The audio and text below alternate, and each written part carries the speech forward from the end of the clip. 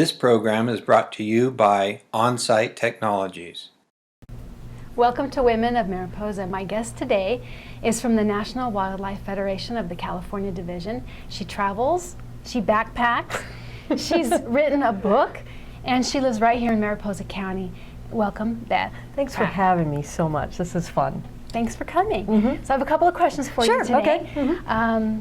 Why Mariposa? Of all the places you could go, why Mariposa? Why not? You know, this is just such a beautiful place. I grew up in New England, but after college came out to California and never wanted to leave. And I've lived all over the state, Bay Area, Central Valley. But I worked in Yosemite National Park. I was the vice president, CFO of the Yosemite Association, now the Yosemite Conservancy. So bought a house in Mid-Pines, 17 years ago. And even though I've had jobs since, the connection to Yosemite is really important to me, but also the Mariposa County and Mid-Pines where I live, it's just a great community. I spend a lot of time in LA, so it's always great to come home to sort of this rural place where you can access wildness, but it's also got, as we know, a lot to offer that you get in cities as well. So, you know, it's a great blend, and of course access to the park you just can't beat. It's my favorite place on earth. It's such a great place. Yes. But you've been at a lot of national parks before? Well, actually, two big ones. So I've worked in both Yosemite for a decade and then Yellowstone National Park for 4 years, which was wonderful. I had wolves in my backyard, bison every day, and loved the job. I worked as the sustainability director for Xanterra, the concessionaire in Yellowstone. And I loved the job, but it was freezing. I mean, we had 7 months of winter there. It was 20 below all the time. You know, it just, for me, it was, winter was a little too much there. The Sierra has, to me, although we have no winter anymore, but we used to have the perfect 2-month winter with a little snow. Yeah, Mariposa is good that well. Yeah. We had basically summer for 2 years. Exactly. Yeah, you can drive to the snow, and then, you know, you can drive to winter and come home that night. You know? Yeah. We get snow, but then it's gone after a little bit of time. Perfect. It doesn't overstay its welcome. No, no.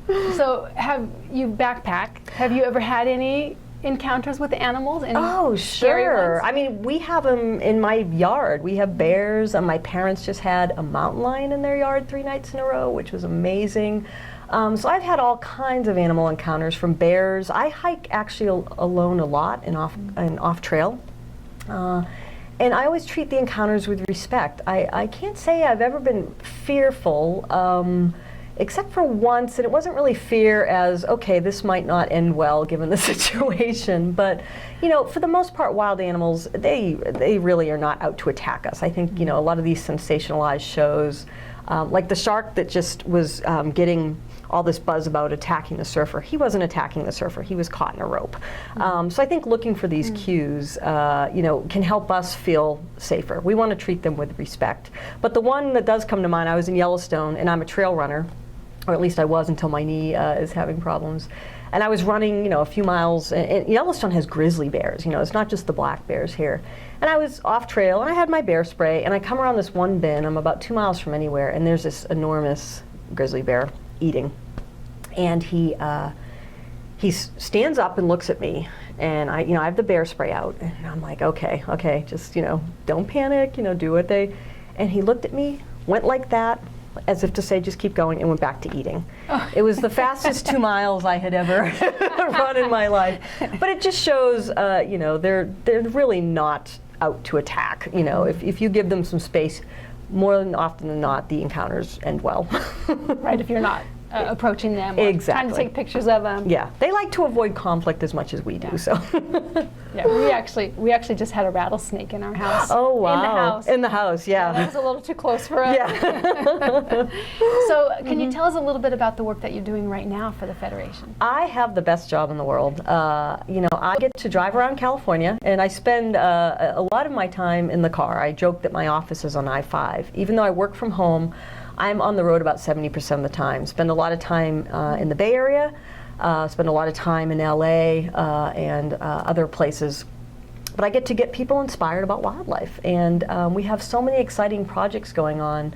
The National Wildlife Federation's been around since the 30s. Ranger Rick, a lot of people remember. And we do just incredible work across the country, from, you know, clean water to large landscapes to, we have a monarch campaign to save the monarchs.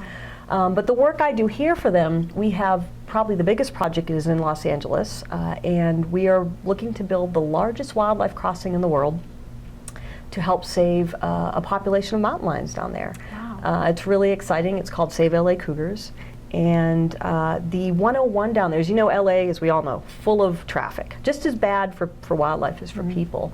So the Santa Monica Mountains, which is a national recreation area, is really in the middle of LA and LA County. So connecting it so that mountain lions and all wildlife don't get hit by cars when they try to move, because wildlife really needs room to roam. So is this just one passageway, or this is a network of passageways? This would be one passageway that they've identified is a key point that mountain lions are already getting killed at. And they also they've been doing a study since, I think, 2002, where they have tracked wildlife in how they're using roads down there. And this is a big pinch point. But what we are hoping is that this will catch on. There's precedent for these wildlife crossings. Montana has a few, but the big ones, you have to look, in like Banff, Canada, or the Netherlands. So we're hoping this will spur, not just in California, but across the United States, sort of a new trend. Because if LA can do it, nobody else has an excuse. Right. And do people get it? Do they understand why, the purpose, the reason for? This is, I think, I've worked on so many wildlife projects, from wolves in Yellowstone to bears in Yosemite to you name it. And a lot of environmental issues are so contentious. This is one that is inspiring because it's a good thing and almost everybody's behind it. People just get excited about it. Yeah. Wow, that's really it's fun. Yeah. That's really neat work, and to just to be able to see the progress of that, to see the wildlife, and to see people value it. Yes, that's what excites me. That most people want to do the right thing for wildlife. Living with wildlife, especially up here, it comes with some work and some responsibility. It's not always easy, but most people like having wildlife on the landscape, even mountain lions. So it's awesome. We've had we've had bears in our own garbage, and we haven't had any mountain lions near us, but we have neighbors who who've had them. And you just learn to not be in the space that they're going to be in. They, there's about 4,000 to 6,000 mountain lions in the state. If they wanted to attack us regularly, they would. I mean, they're stealth hunters. They really want. P22, the mountain lion living in LA that is with us today, he came up for a special trip. I mean, he's a perfect example. He's living in the middle of LA, and nobody hardly sees him. Nonetheless, he's never even made a threatening move. So they really want to avoid us. Right. Do you have anybody that is a role model for you? I do, and I obviously there's the typical conservation, like Jane Goodall and people like that, but I have to say, I have a weird background in that I have my undergrad is biology field, but also management. I have an MBA, and so my intersection in my career has been I've flipped back between nonprofits and business, and the intersection has been sort of that values-driven business. But also visionary stuff. I approach wildlife conservation in a very different way than a lot of my peers, and it's not, neither is right or wrong, but some of my role models are like Elon Musk and Larry Ellison and, people like that who are, really Richard Branson of Virgin, doing some visionary stuff with business, how they manage business. I'm a capitalist. I think capitalism's the best system there is to solve problems, but it does need values. It can't go unchecked. So infusing values like and inventiveness and blurring those lines between doing good in business. Every business should do good, and I think that's something that I like to explore in my work. And also different approaches to get people excited. I'm running around with a mountain lion cut out, and it works, right? I think, again, taking those sort of different approaches to get new people excited, that's what I like. So I look to sort of the visionary business leaders, actually, how they run their business, how they approach innovative approaches to work, not out of the box, so to speak. Those are some of my role models, aside from all the regular conservation heroes. I like that because it's more than just a list of do this, don't do that. Do exactly. this, don't do that. Yeah, you can't tell people what they do. They have to want to do it. They have to. They have to care. Right. And most people, if told, if educated, they will care. People are mostly good. Mostly good. Mostly, yeah. I believe that too. I do. I People believe are that. mostly good. Yep. So. a young person who's looking at going into the career of conservation and whatnot, and what you're doing, what advice would you give them, and what preparation would they need? Yeah, it's a hard question to answer. Conservation is such a broad field. So, what I do specifically is, I'm the California director, so I oversee all of the work, from the researchers we work with, I do a little research myself, to fundraising, to program development, to marketing. So if you want to be a nonprofit leader, there's a path to take. If you want to do the research, be out there, that's obviously a very different path to take. My advice would be, do what you love. And if there's, and don't think you have to have it figured out at 18 before you go to college. I didn't.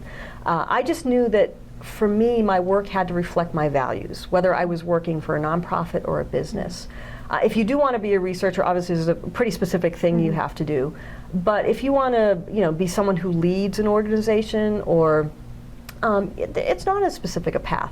Do what you love, get as much experience as possible, be passionate about it. I think the thing that has served me well in my career is I work extremely hard, as my husband knows too much. I'm passionate about what I do, and people respond to that. That's the best advice I can give. Wow. And make friends. Your college dorm mate who you can't stand could be the future head of a big corporation, so be nice to him, because if you want to get into nonprofit work, he may donate to you. Right. That's good advice. Don't burn your bridges. Exactly. That's right. So you kind of actually covered my next question, which was, what do you feel that has made you successful? I think that kind of answers that and wraps that up. Yeah. Be genuine. People respond to genuine and sincerity, and if you're faking it, people know that. So, just be genuine and work hard. It's a lot of work to do anything, to be entrepreneurial. It's a lot of work to do a nonprofit. I mean, this fundraising campaign, I work 7 days a week. It's a lot of work, but if you enjoy it, it doesn't feel like work. So pick something that doesn't feel like work, and you'll be fine. Right. Exactly. So you work mostly out of your home? Actually, I'd say mostly on the road. I'm home about 30-40% of the time, and the rest is driving around. But you're not in an office. No, yeah, exactly. You're out of your car. When I'm home, right, I have a home office. You're right, it's at home. So do you have any suggestions or ways that you keep yourself focused and organized? Yeah, I do really well working at home because I'm pretty self-motivated and productive. And to me, you get more productivity out of employees because I can work an extended day because I don't have to go home and do laundry, or I can do laundry while I'm working. Right. I don't have a commute that takes up 2 hours a day. But yes, you have to be driven to do it, and I think what helps me stay really connected is obviously I have a national office. We do conference calls a lot, technology, Skype like that, and also I am on the road a lot, so it's not just sitting at home 5 days a week. So I think if you're someone who is exploring working at home, if you need a lot of structure, it's probably not for you. But if you are self-motivated, if you can connect into a larger network, I think it's a wonderful way to get more productivity out of employees, but also give them the work-life balance. When you work 80 hours a week like me, if I had to go to an office, it would be impossible to maintain work-life balance. But I can go for a run and then work till 2 in the morning. That really helps. Right. Yeah. I don't think that people know how many businesses there are in Mariposa that are operating out of their homes like this, and commute by Skype or by Google Hangouts and that kind of thing. Do you run into people often? Yeah, I mean, we almost have a whole network of us up here, and I think it just, I think that's where technology is really helping so that people can have a quality of life. Because let's face it, I couldn't afford to buy a house in LA or the Bay Area, right. But now I can have a stable financial future because I can afford Mid-Pines, but also be looped into a career that I'm very passionate about. My husband works for IBM, and they let him work at home.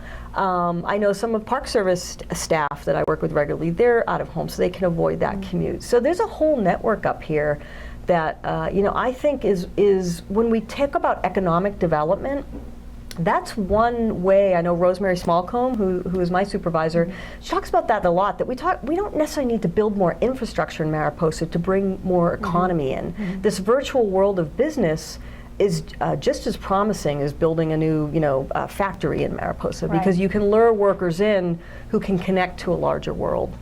Right, we just don't see. Exactly. We don't see it, and so we have to think more in terms, I think we have to think more in terms on what do they want while they're here. Right, exactly. Is it a great downtown? Is it access to a good grocery store? What are the kinds of things that they want? And those are all things like access to Yosemite, access. I'd say one of the things I've been sort of toying with, when I'm traveling, there's these things called impact hubs where you can go in and literally rent a desk by the hour, and some people have permanent offices there.